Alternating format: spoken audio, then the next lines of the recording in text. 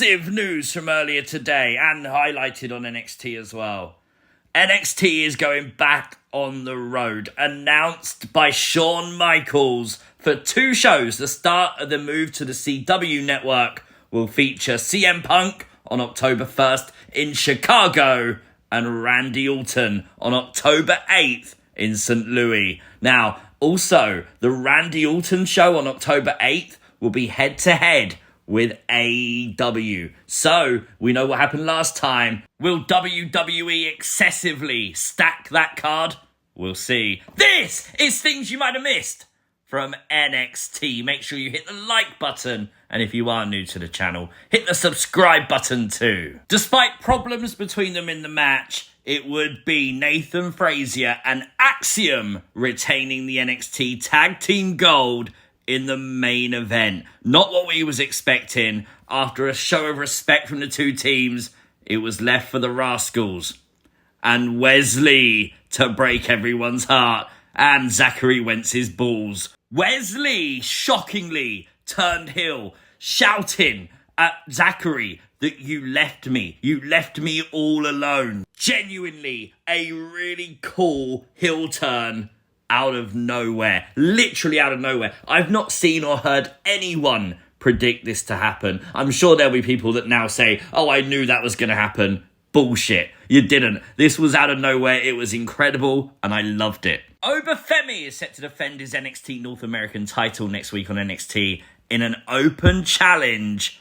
And against who is the question? WWE has been making a big thing about this on social media. A lot of people are now speculating that it could be TNA's Josh Alexander, with rumours circulating that he's NXT bound for like the trades that they're doing backwards and forwards. It could be. The North American Women's Championship was on the line tonight as Tatum Paxley took on Kelani Jordan. Just look at Tatum, not taking her eyes off the title once. We did spot Wendy Choo seemingly making her way to the ring, and during the match you'd see Kelani Jordan look under the ring for Tatum, but find the doll of herself. Well, during the match, yes indeed, Wendy Choo would come out, picking up the doll of Kelani Jordan, but she didn't get involved in the match. Now, a lot of people are talking about this spot, the handspring by Kelani. A lot of people are calling it a botch. It was not a botch. 100%, she was selling the leg, she was selling the knee throughout the match. That's why it looked like she botched, but it wasn't a botch, it was a planned spot. An incredible 450 by Tatum Paxley had me thinking, and the NXT fans in attendance, that she had won. She hadn't, but it would be a one-legged frog splash that would see Kelani Jordan retain the Women's North American title. Post-match, though, Wendy Choo would hand the doll to Tatum. All's good, right? Get ready for your heart to be broken. Oh, Wendy Choo turned. Oh, I don't like that. Oh, come on. She attacked Tatum Paxley from behind. Wendy Choo has eyes on Kelani Jordan's Women's North American belt. The dreams we've had of Tatum and Wendy as a tag team, crushed. It's a heartbreaking day. NXT general manager Ava even tweeted out a picture saying that Wendy wasn't that bad, and then simply just put, never mind. She's broke our heart, she's crushed our dreams. But hey, Wendy Choo is still freaking awesome, isn't she? We got to see the hosts of the Great American Bash, Hank and Tank's vlog tonight from last week, and I thought this was good. I love that it had like unseen, exclusive footage in it. That was pretty cool. I just love Hank and Tank. They even hosted a barbecue tonight where Robert Stone and Stevie Turner would be in a food eating contest, and yes, they were caught by Ava. It's a weird day today for Ava, isn't it?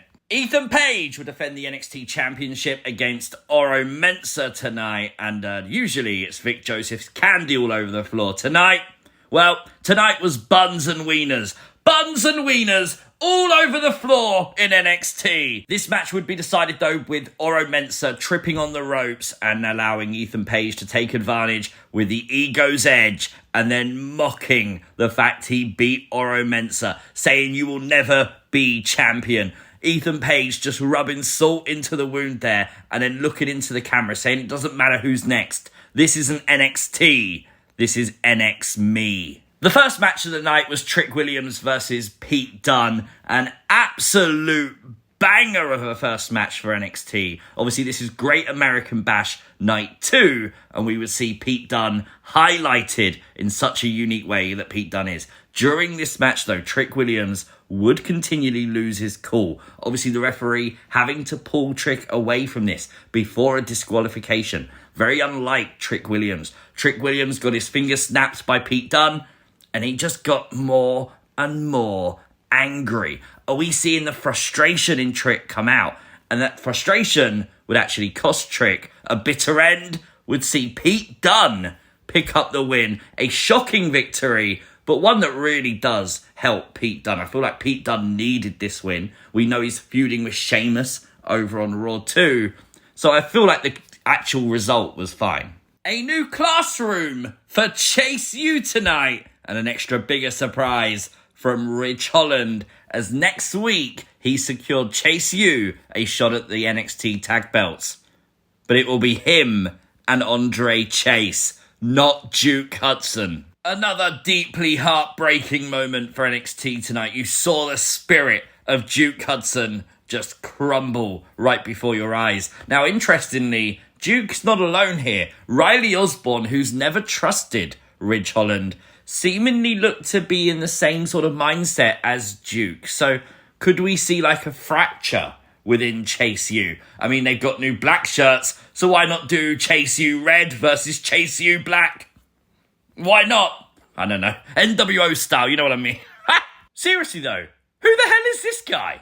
Joe Hendry will go one-on-one tonight with Joe Coffey. Spoiler alert, Joe won. Joe Hendry would pull off an Eddie Guerrero on the outside of the ring, making the referee believe that the Gallus boys had attacked him. They went to, but Joe Hendry didn't let them. Joe Hendry would pick up the win, and after the match, he would declare that he's sticking around in NXT, that he will be here next Tuesday, and he's going to stick around a lot longer too, because he likes it in NXT, and you don't even have to say his name, because he will appear. Poor Miles Bourne, 3 weeks in a row now, he's ended up on his ass. Brilliant. But it would be Tony D'Angelo laying down the challenge tonight.